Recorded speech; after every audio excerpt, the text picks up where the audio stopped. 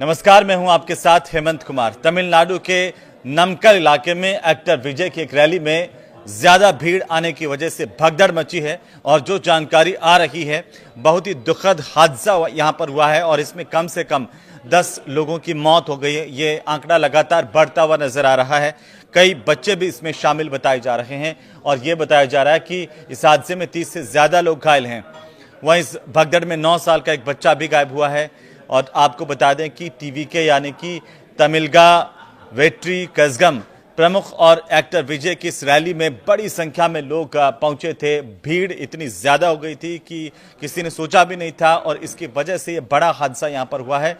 भीड़ बढ़ने की वजह से दरअसल ये हादसा हुआ और यहां पर हालात बिगड़ने लगे।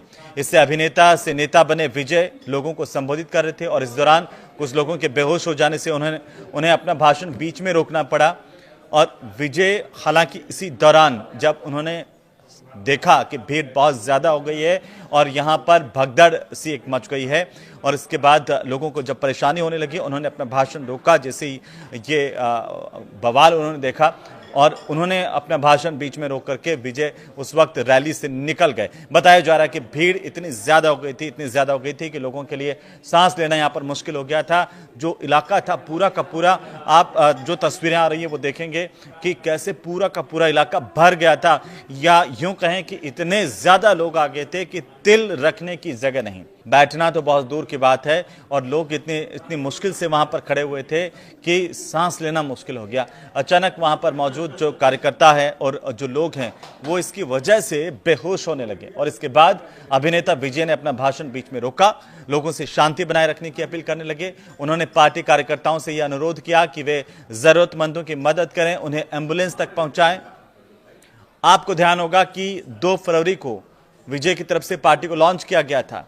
एक्टर विजय ने 2 फरवरी को अपनी पार्टी को लॉन्च किया था और इसके बाद 22 अगस्त को उन्होंने पार्टी का फ्लैग और सिंबल लॉन्च किया था।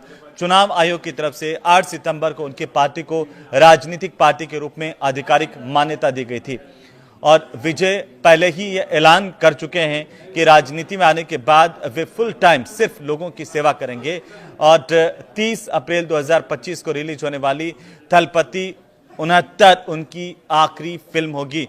लेकिन इससे पहले आप इस भीड़ से अंदाजा लगा सकते हैं कि विजय की पॉपुलैरिटी कितनी यहां पर ज्यादा है, लोगों में उनकी लोकप्रियता कितनी ज्यादा है कि उनके एक आह्वान पर लाखों लोग इस तरह से इकट्ठा हो गए। किसी ने सोचा भी नहीं था कि यह संख्या इतनी ज्यादा हो सकती है कि यहां पर लोग खड़े खड़े उनको सांस लेने की तकलीफ होने लगी और घुटन होने लगी भीड़ की वजह से, भीड़ बढ़ने की वजह से, और कई लोग बेहोश होने लगे। जब स्थितियां बिगड़ी, विजय ने ये चीजें देखी, उस वक्त वो छोड़ करके निकल चुके थे, लेकिन इस हादसे से कई सवाल खड़े हो चुके हैं।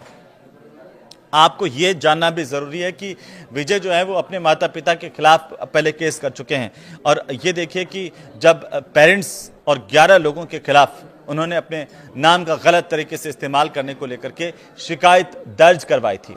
दरअसल विजय राजनीति से दूर रहना पसंद करते हैं।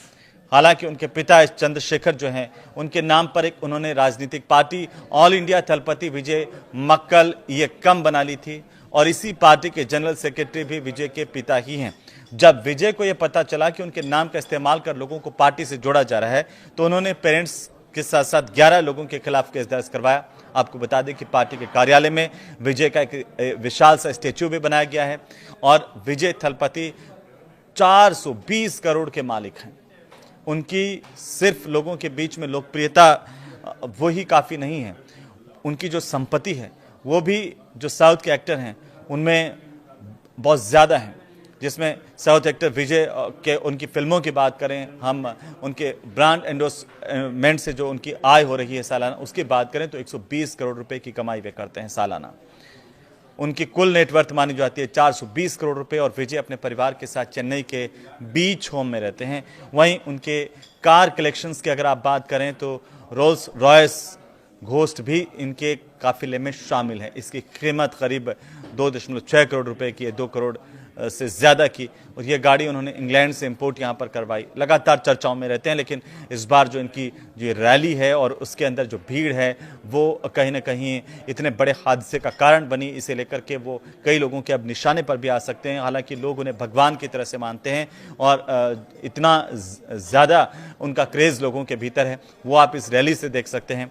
इसके अलावा उन्हें गाड़ियों के शौक में उनकी बहुत सारी गाड़ियां हैं, लेकिन सबसे बड़ी बात यह है कि लोग इतना भरोसा उन पर करते हैं, उनकी राजनीति को लेकर के करते हैं।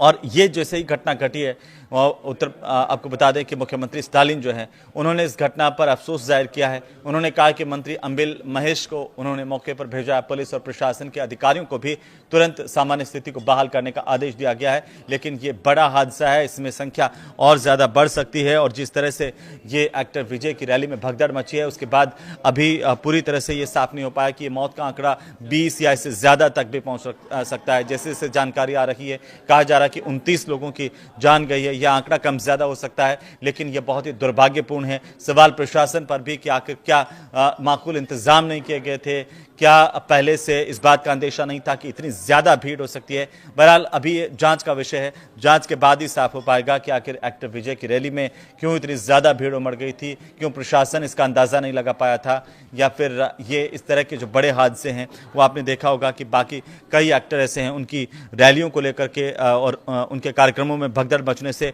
कई बड़े जो है वो हादसे हुए हैं। और ऐसे में अगर इन हादसों की अगर हम बात करें तो अभी तक जो फाइनल जानकारी आई कि 29 लोग जो है वो एक्टर विजय की रैली में जान गंवा बैठे।